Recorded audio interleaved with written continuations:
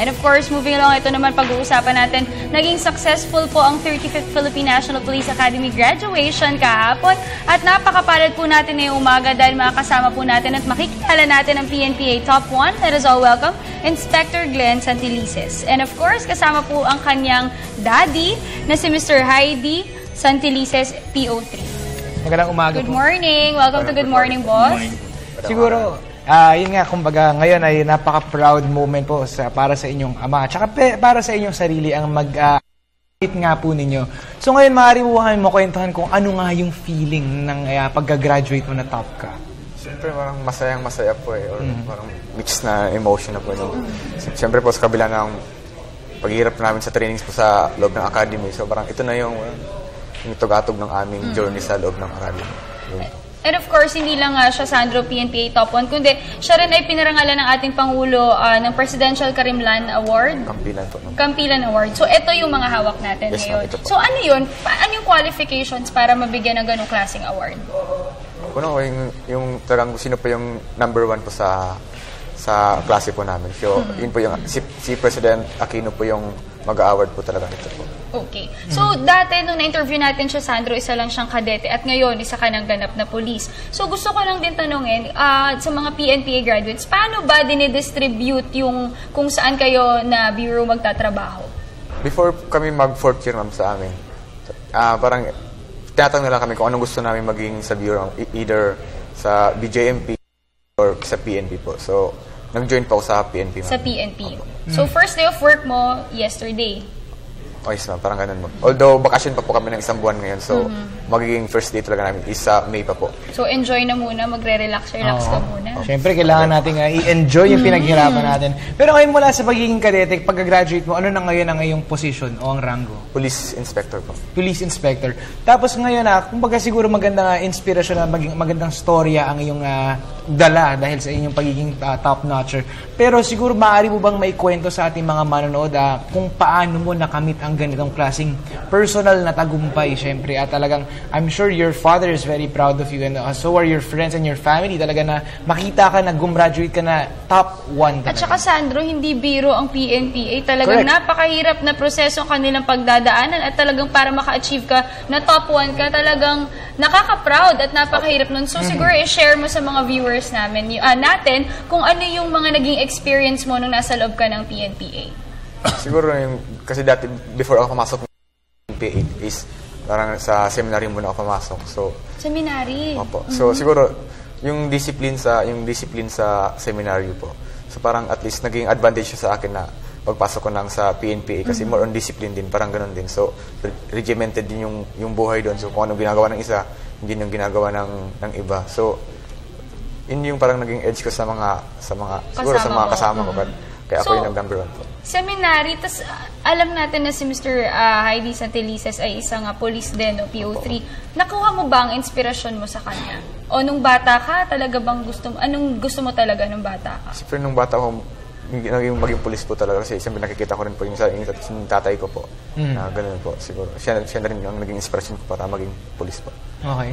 And then, kumbaga sa iyong kabataan ay pinangarap mo nga rin maging police. Pero gaya nga ng sabi mo ay kaya pumasok sa seminaryo, parang kumbaga medyo medyo malayo kumbaga sa inyong pinangarap mo na sa kabataan. So ano ang nangyari sa tingin mo kung bakit ka na-incline towards kumbaga pagiging pare o pagiging seminaryo, tapos pagkatapos ito ay bumalik ka naman sa iyong pangarap talaga na sinimulan mong bata ka na maging police? Kasi nung bata pa, nag-serve rin po ako sa church namin. So, parang doon ko na rin nakita na parang mas sa seminary po. So, talagang dati po, ginusto ko rin talagang magpare. Parang yung pagiging police po ay parang natabunan siya ng pagiging pare. So, ginusto ko na rin maging pare na until such time na parang after 4 years po sa seminary, na-realize ko na po na parang hindi siguro talaga dito yung buhay ko po.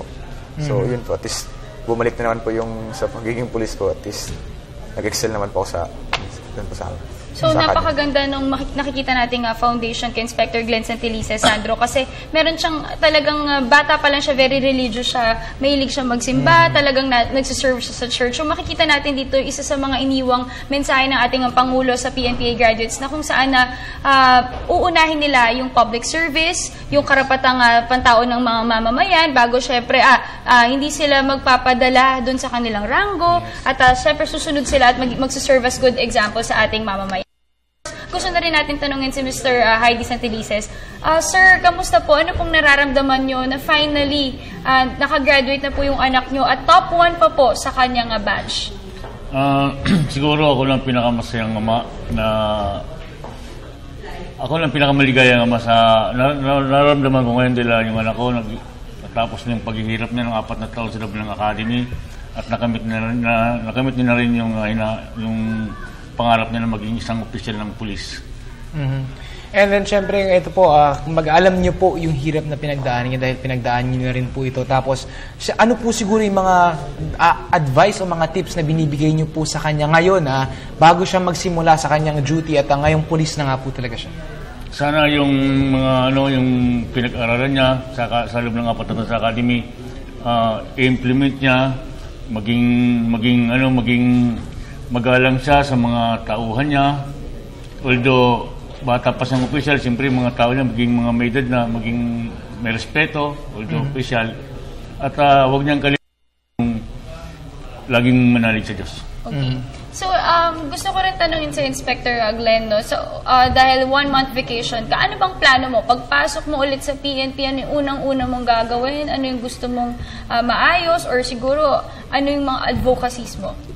Siguro yung kasi yung talagang yung sa class po namin na pinangako namin kasi nung bata kami nang nagkakwentuhan kami na yung pulis ginagamit pantakot sa mga bata. Yung parang mga bata may pulis, Hulihin ka ng pulis. pulis. Hulihin ka ng pulis. Kaya yung mga bata nagtatago sa pati yung mga ibang tao. So siguro yung ipagpapatuloy lang namin yung programa ni General Purisima na yung kung saan yung pulis ay madaling lapitan ng mga tao, yung tipong hindi sila natatakot sa amin. Kasi paano naman kami magbibigay ng serbisyo sa mga tao kasi public servant nga kami kung sila mismo ay natatakot sa amin. So, di namin alam kung anong ibibigay naming serbisyo sa mga tao. So, mas maganda kung nalapitan kami ng mga pulis. So, sa loob ng academy, sinasanay kami kung bawat tao makikita namin ay ginigreet namin ng good morning ma'am, good morning sir. So, parang by ganun po, at least nabibreak yung barrier ng pulisan maano rin pala. Wala.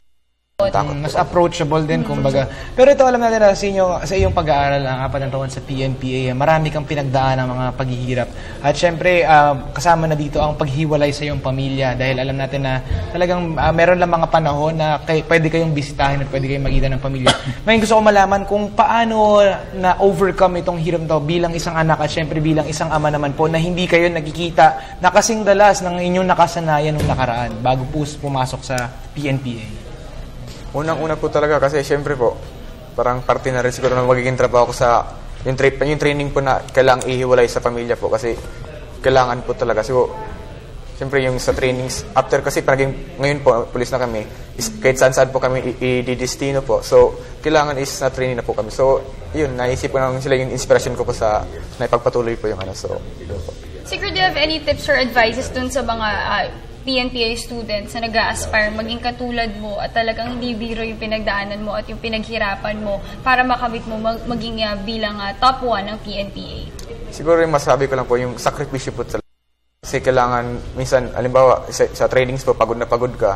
So, mag-aaral ka pa, ganun. So, magkaklase. So, ang ginagawa ko nun, talagang sakripisyo talaga ako ng minsan itutulog ko na lang, talagang magbabasa na lang talaga ako. At kumbaga nakikita natin yung study habits mo dahil I heard na cum laude ka rin na-graduate. Wow! Ito po kailan ba ito? Nung bago ka seminary?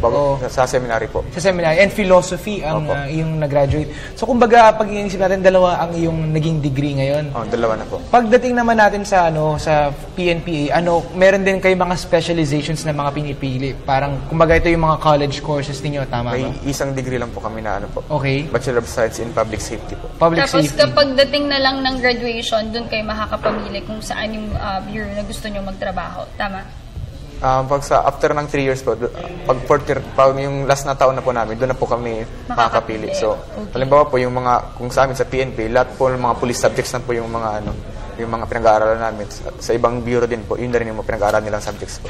And of course, hindi lang sila, Sandro, merong Presidential Award, kundi meron din siya ditong Plaque of Merit. Siguro pakita na rin natin sa mga boss natin ngayong umaga. Siguro bahaginan mo kami patungkol sa award na ito.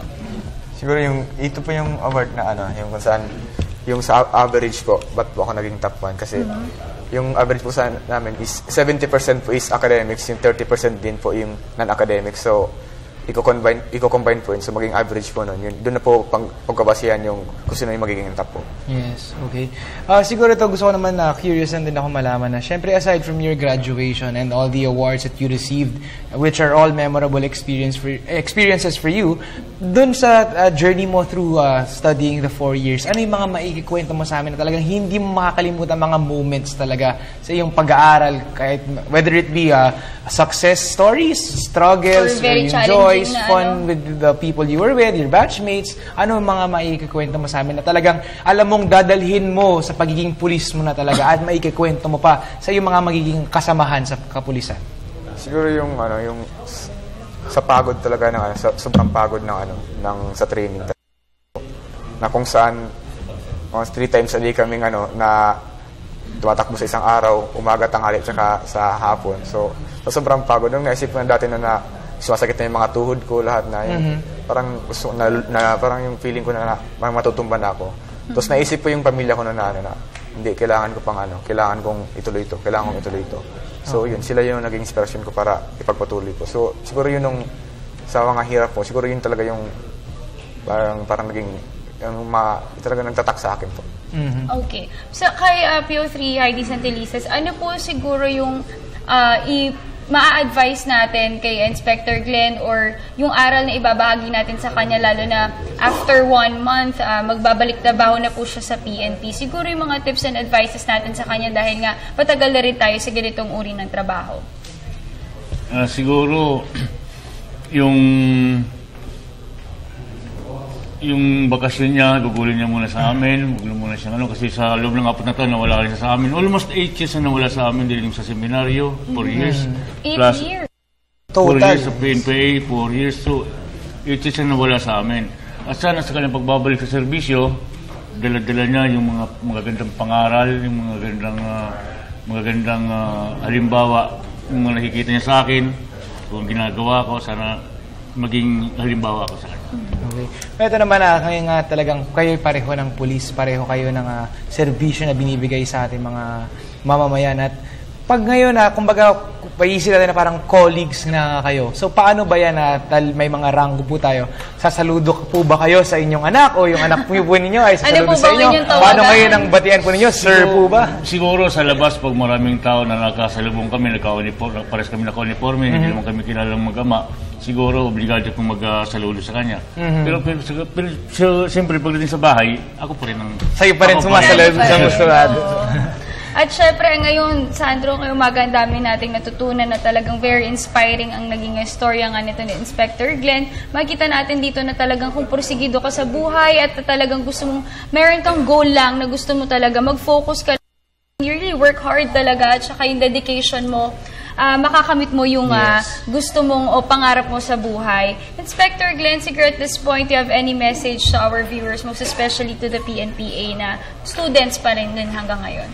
Siguro po yung mga kabataan ngayon na nag-aspire na mag-PNPA. Siguro ito na yung pagkakataon na especially po yung talaga yung mahirap, yung walang pang-aral sa college po. Kasi siyempre yung sa PNPA po, scholar po yun, yung wala pong gastos, tuition, tapos may plus may allowance pa po kami natatanggap buwan-buwan. So ito na yung pagkakataon para at least kahit paano makapag-aral, makagano'n. At the same time, paglabas po, siyempre makatulong na rin po sa ating bansa po. Kayo po, Mr. Heidi, siguro mensahe para rin makapagbigay po kayo ng advice dun sa mga kabataan na someone from talagang matagal na rin po sa ganitong larangan ng trabaho. Sa mga nanonood ngayon, may advice ko lang po sa inyo, lalo na sa mga kabataan na lumanas din ng hirap katulad ng anak na magpursige kayo mag-aral para makamit niyo yung tagumpay. Alright, thank you so much for joining us this morning. That was Inspector Glenn Santelices, PNPA Top 1, and PO3 Heidi Santelices. Maraming salamat sa inyong naikwento sa amin at syempre marami po kayong inspirasyon sa lahat po ng ating mga kadete at mga estudyante talaga nagpupursiging maging katulad. And of course, congratulations. Congratulations. Thank you po. Congratulations.